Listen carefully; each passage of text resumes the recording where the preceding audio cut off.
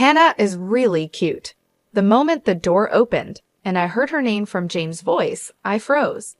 I was wondering who it might be, and hearing her name confirmed it. It was my sister, Hannah. Jamie kept calling out to Hannah repeatedly. Shivering, I suddenly came to my senses. I knew I had to record what was happening, so I used my phone to capture the moment and then quietly left. Later, when the two of them came out of the bedroom and saw me, they looked really shocked. I told them I had sent the video to Kevin and we needed to talk about what to do next, all four of us together. At this, Hannah looked even more scared. "What do you mean?" she asked. "Just what I said," I replied, holding up my phone. "I've got the video. My name is Sandra. I'm a 50-year-old housewife with twin boys in 6th grade. Twins run in our family. I have an identical twin sister, Hannah. We never really felt like sisters, but more like rivals. Growing up, I was always compared to Hannah. She was always seen as the cute and friendly one, while I was shy and quiet. Because of this, people naturally paid more attention to her. Even though we were rivals, I truly loved Hannah.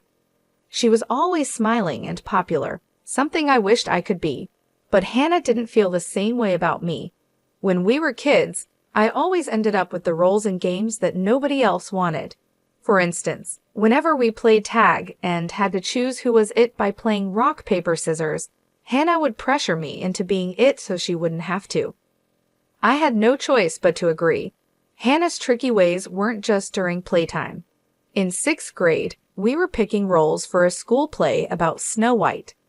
I wasn't much of an actress and wanted to be the narrator, but I got a cold and missed school on the day they gave out the roles.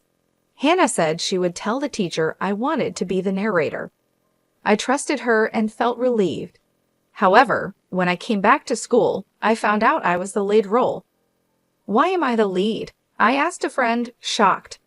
"Hannah said you wanted to be the lead," they replied. I was stunned. I never said that. It turned out that as we were getting older, no one else wanted the embarrassing role of Snow White.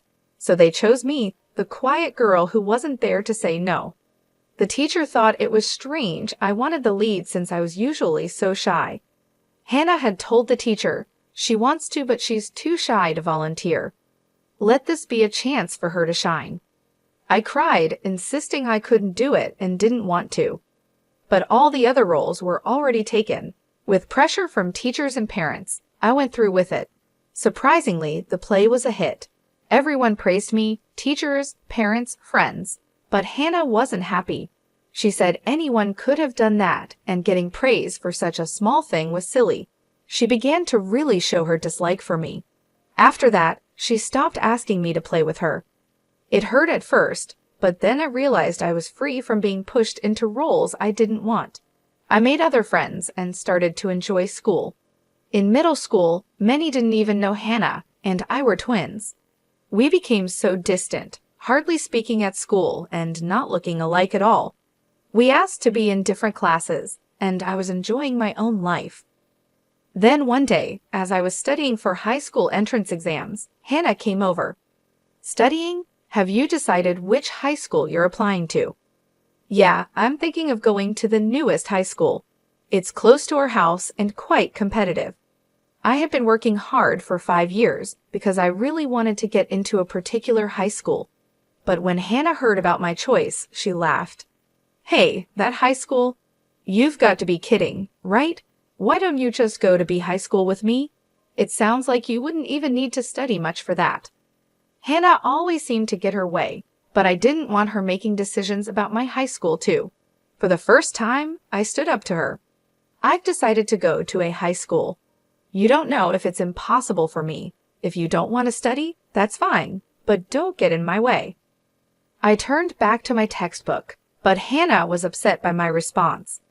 "That tone to your older sister?" she said angrily, then grabbed my textbook and threw it on the floor. "What are you doing? Even if you study, it's a waste. You know you're destined to be my slave and go to be high school with me." That day, we ended up fighting physically.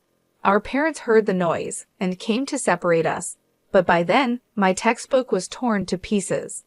More than that, My heart was broken by hearing Hannah's true feelings about me. I realized she just saw me as a target for all the unpleasant things. But I didn't give up on studying. Luckily, my parents got me a new textbook. With their support, Hannah no longer interfered with my studies, and I was able to focus and successfully got into my chosen school. Hannah, as she had initially said, barely studied for the exams and went to B High School. We went to different high schools, attended different universities, and started our careers. As an adult, I began living on my own, and that's when I met a man named James. James and I were hired at the same time and felt a closeness because we were from the same area. When he asked me out, I felt like I was dreaming. "I actually like you, Sandra. I'd be happy if you'd go out with me," he said. Hearing those words made me incredibly happy.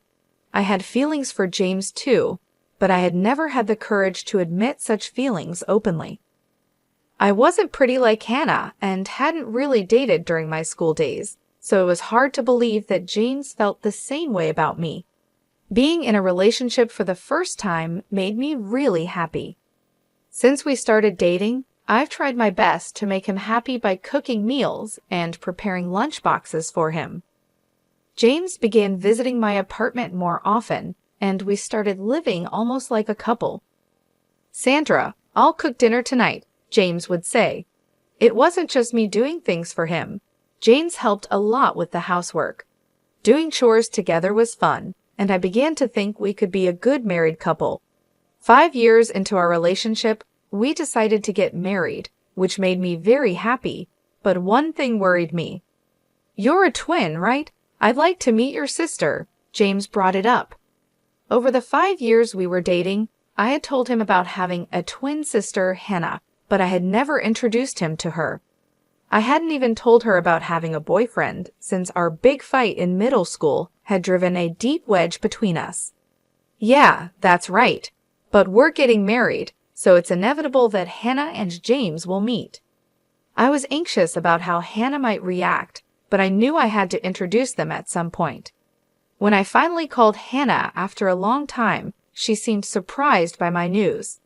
"Married? Since when?" She raised her voice. I had told my parents, but it seems Hannah hadn't heard about it yet. "Yeah, and I want to introduce you to the man I'm going to marry." I'm busy, you know." "Well, if you insist, I guess I could meet him." Hannah was as condescending as ever. So I asked her to make some time for us. Hannah hadn't changed since we were kids. I figured I had to be the adult and humble myself. We went back home to meet Hannah on her day off. James suggested we all have a meal together with our parents, so we arranged to meet at a restaurant. On the day, we went to the restaurant, but Hannah was late. "Hannah's late. I thought she said she'd be on time." "Sorry, James. Don't worry about it. She'll show up eventually." "Let's just wait a bit longer," I said. Both my parents and I felt bad for keeping James waiting. 15 minutes past the scheduled time, Hannah showed up in a flashy dress. "Sorry, did you wait?" "We did. What's with the outfit?" "Well, it's kind of like a meet and greet, right? Thought I'd dress up." I was frustrated with Hannah for being late, especially since she took extra time to dress up. Our parents just smiled a bit, but I wish she had messaged us about being late. I felt like it was immature for an adult, but I kept quiet to avoid any issues. We introduced Hannah and James to each other. Hannah made several rude comments during their first meeting, asking James many personal questions about his time with me, as if it were an interview. Despite her parents trying to stop her, Hannah kept going, saying she wanted to know what kind of man I was marrying. James was nice about it and answered her questions. By the end of the meal, I was really tired. James then mentioned how different Hannah and I were, calling her always smiling, good at conversation, and cute. He even joked if I'd met her first. I was shocked because I had told him I was uncomfortable around Hannah. His comment hurt me. "Why don't you marry Hannah then? She even said you were handsome," I snapped back. James quickly apologized, saying it was just a joke and he was happy to have met me, not Hannah. He tried to make light of it by saying Hannah was nice and that we shouldn't be jealous of each other. We should get along as a family, now that we're adults. Although I had my doubts, I knew our parents wanted Hannah and me to get along. But I wanted James to be on my side, not pushing me to be closer to Hannah. Still, arguing seemed too much trouble, so I just nodded along to what James said. A few days later, Hannah messaged me, "Isn't James too good for you?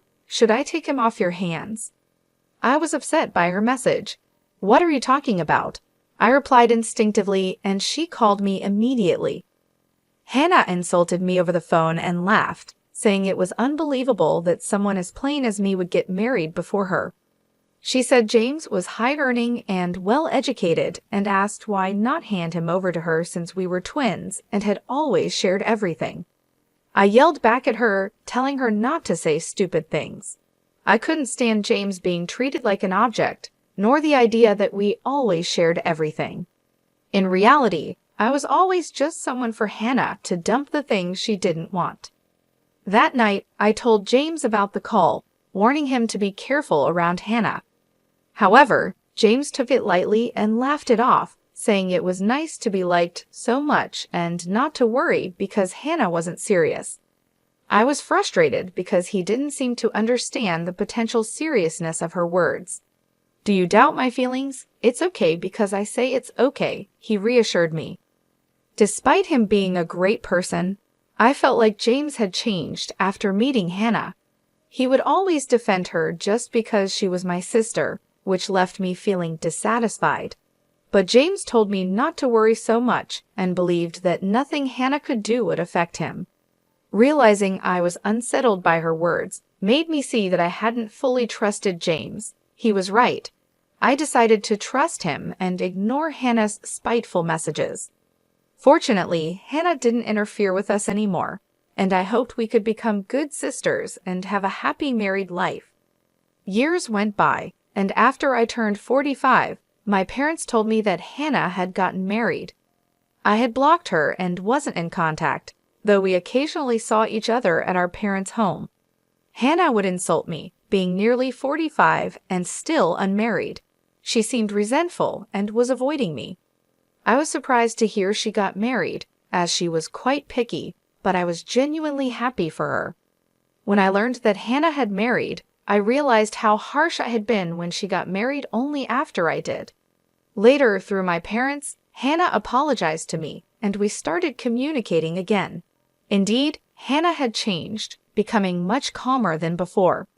It was as if she had returned to the Hannah I once loved. I never thought the day would come when Hannah and I could laugh together again. I was very happy when Hannah introduced me to her husband, Kevin, who was about 6 years older than us. He seemed to really care for Hannah, which made me feel reassured. After we both got married, Hannah and I became closer, and our parents were very happy to see us getting along. I wanted to make up for the time we had spent apart. Then, a few years later, something happened. I became ill at work and had to leave early. I tried to inform James, but he was out on business, so I left a message with a colleague and went straight home. As soon as I entered the house, I felt something was off. It felt like someone was inside, even though the house was supposed to be empty. I thought it might be a burglar. I quietly entered and listened closely. I could hear noises and voices coming from the bedroom. Standing silently in front of the bedroom, I recognized James's voice. The nature of his voice made my heart sink. It was clearly the sound of an intimate moment, and the creaking of the bed confirmed my fears.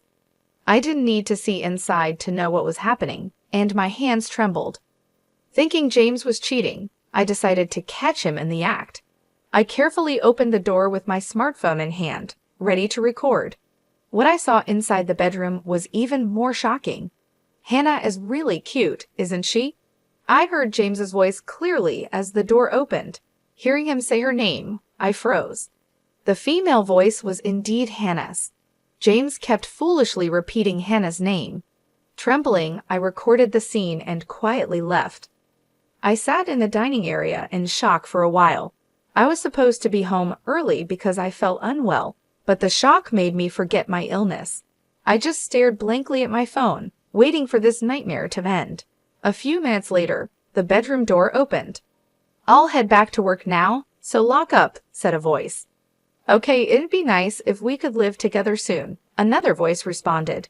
Hearing this, I hurriedly stood up. Noticing the noise, James and Hannah saw me in the hallway. "Sandra, why are you here?" James exclaimed, turning pale. "Why? This is my house, right? But why is Hannah here? Aren't you both supposed to be at work?" I asked. Hannah looked away for a moment, but then smirked defiantly. "Why do you think? You wanted it from my own mouth, didn't you?" James tried to stop her, but Hannah wouldn't be silenced. "I've always hated how you look down on me. Happiness and James don't suit you." Hannah declared she'd take everything. I just smiled and replied, "Is that so? Then I'll let you have James, Hannah, but don't think you can take my happiness."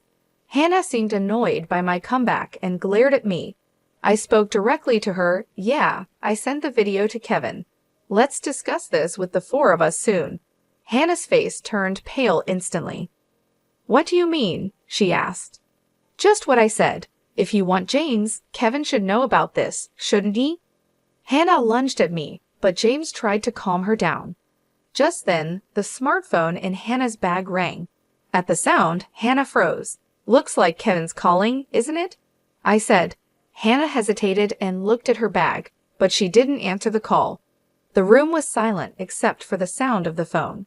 After a while, it stopped ringing, and then my phone rang. "Sandra, I'm truly sorry. Please forgive Hannah. Can you cover for her with Kevin? If not, Hannah will lose everything," James said, trying to protect her. Hannah started sobbing next to him, like she was the victim. I knew Kevin was not only Hannah's husband, but also the president of the company where she worked.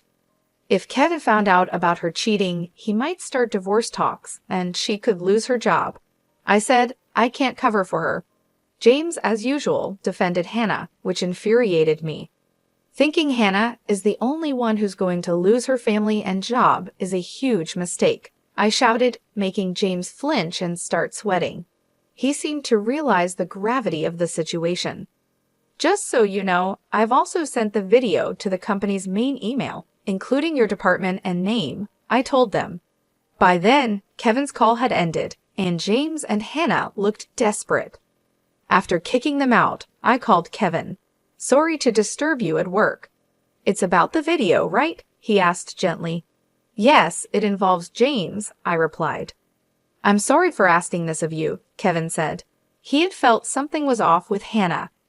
It might have been plausible for the old Hannah, but the current Hannah truly loved him. I didn't think she would cheat, and I had conveyed as much to Kevin, but just in case. Kevin had asked me to gather evidence if Hannah did something questionable. That's why I was able to film so calmly. Please don't apologize. I'm glad I could capture evidence of James' unfaithfulness. If you hadn't asked me, I probably wouldn't have thought to do it so calmly, I told Kevin. I admitted to him that it was shocking to find out about an affair, especially with my own sister. I had every right to be angry. "My sons will be home soon, so let's talk another time," I said to Kevin and hung up. Tears flowed endlessly, but for my sons and for my future, I knew I had to be strong. That day, I carried on with my usual routines, and after the kids had settled down for the night, James came home. "Were you with Hannah?" I asked him. James, clearly in a bad mood, snapped back, "I got called into HR because of you. The decision on my punishment will come later. What are you going to do about this?" The way James turned the blame on me, making me out to be the villain despite his actions, almost made me laugh. Crying over such a man was a waste of time. "There's nothing to be done. Do as you please. You understand the situation, right? If we divorce, I'm taking the kids. Still want to divorce." His attempt to use our sons as leverage was pathetic, and I told him so. "What are you talking about? You think you'll get custody after likely losing your job. Divorce is a foregone conclusion. Stop being ridiculous," I said. James had nothing to say. Of course, getting caught in adultery during work hours, dismissal seemed inevitable. Was he still so clueless about the gravity of his actions? If so, then he's incredibly foolish. I'll be leaving tomorrow, I told him. Wait a minute, can't we consider starting over? Can't you forgive just one affair? James, now taking a submissive stance, began apologizing. Just one time, I asked back. According to Kevin, Hannah's behavior had been odd for several months. Given Kevin's job mostly involves being out for sales, there's a good chance she might have been returning home like this just one time. James responded weakly, his eyes darting around from the lack of confidence in his answer. It was clear it wasn't just once. It felt ridiculous to pursue it any further, so I dropped the subject. The next day, I told my sons about James's unfaithfulness. They are in 6th grade now, old enough to understand that hurting and betraying others is wrong. I apologized for having such a serious conversation with my sons during this sensitive time in their lives. They said they wanted to talk it over alone and went to their room. After just a few minutes, they came out with their bags packed and said, "We're on your side, Mom." I couldn't help but cry. The boys laughed and comforted me as I apologized again. Then we went back to my parents' house. My parents were shocked when they heard about Hannah and James's actions. Despite being happy that Hannah and I had become close as sisters again, I felt sorry. Hannah hasn't changed after all. I'm sorry for always making you endure her. We'll keep our distance from Hannah and James to the bare minimum, Dad said, and I felt relieved. From that day, I started commuting to work from my parents' home. James, perhaps on suspension, didn't come to the office but called me multiple times instead. Ignoring him as I didn't have time to deal with it, he began to send messages day and night. "I love you, Sandra. Let's live happily as a family of 4 again." I was insane. I was just deceived by that woman. "I don't know how to live without you, Sandra." These were what you'd call desperate pleas.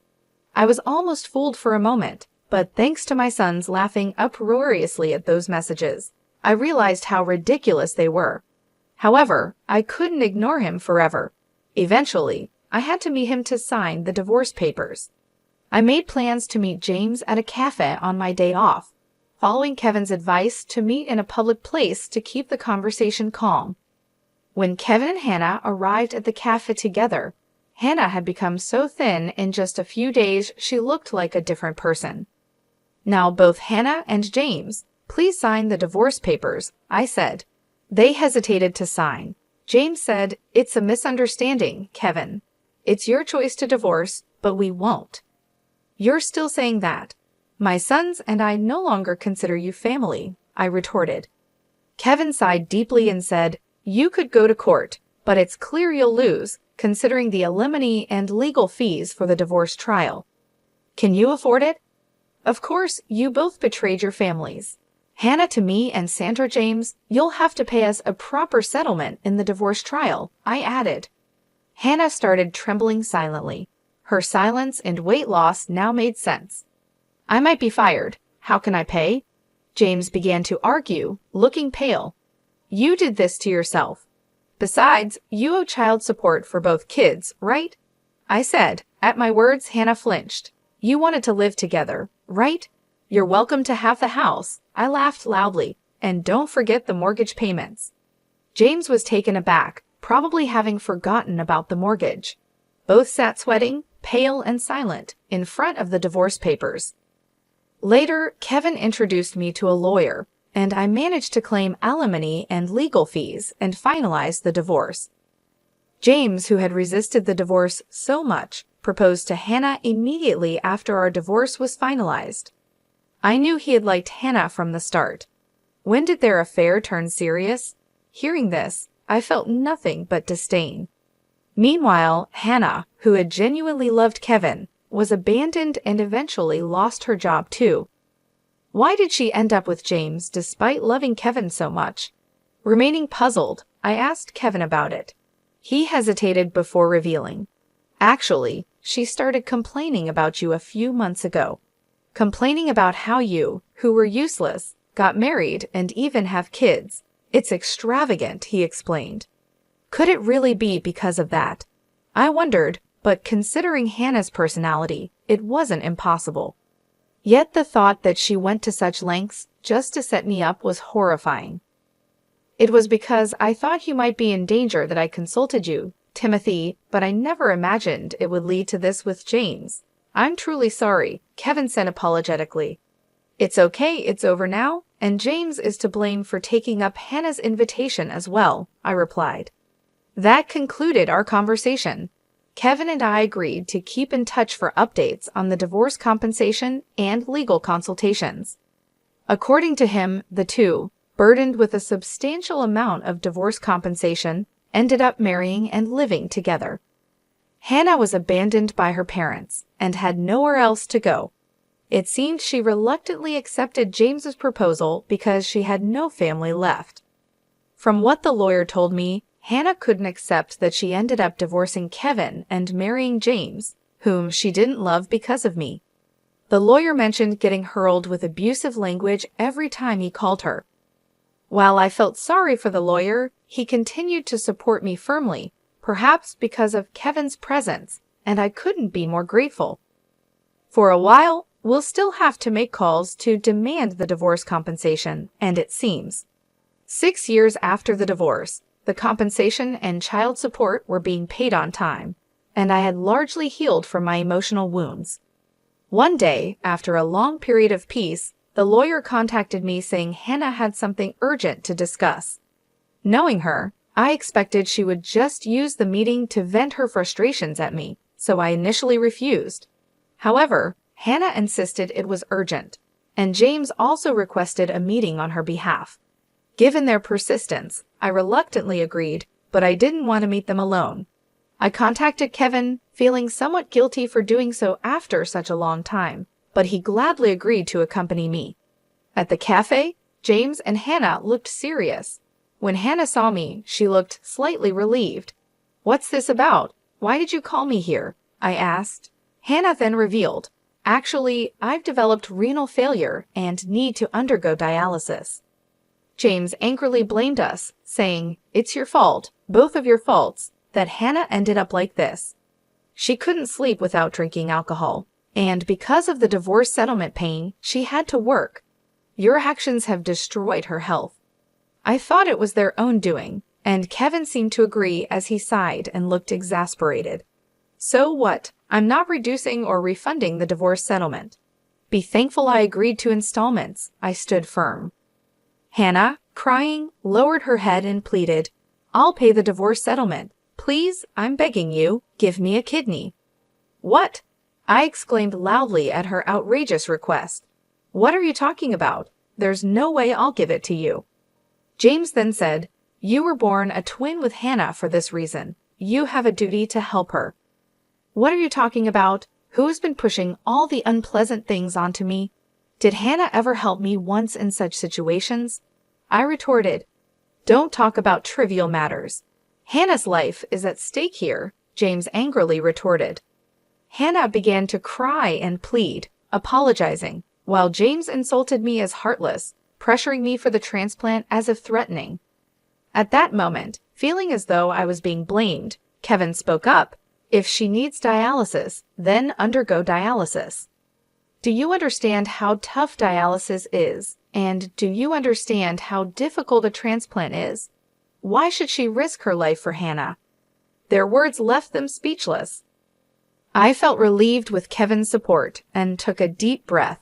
"Moreover, Hannah, you've repeatedly called Sandra useless.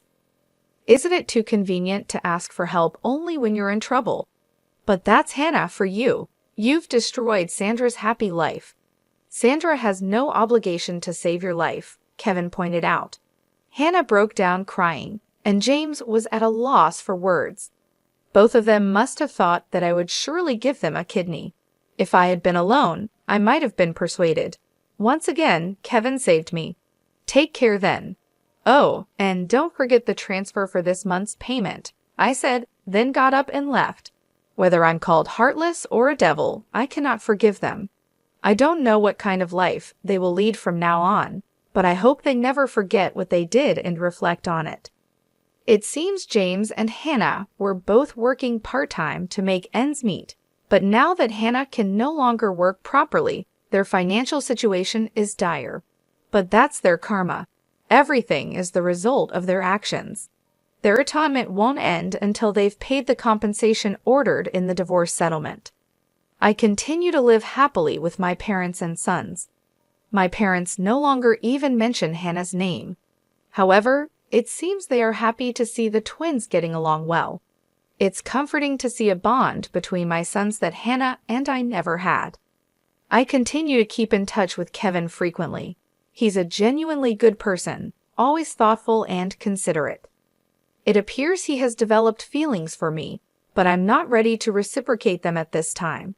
I don't want to cause any more upset for my sons, but in a few years, when they come of age, I hope to have the chance to think about my own happiness again.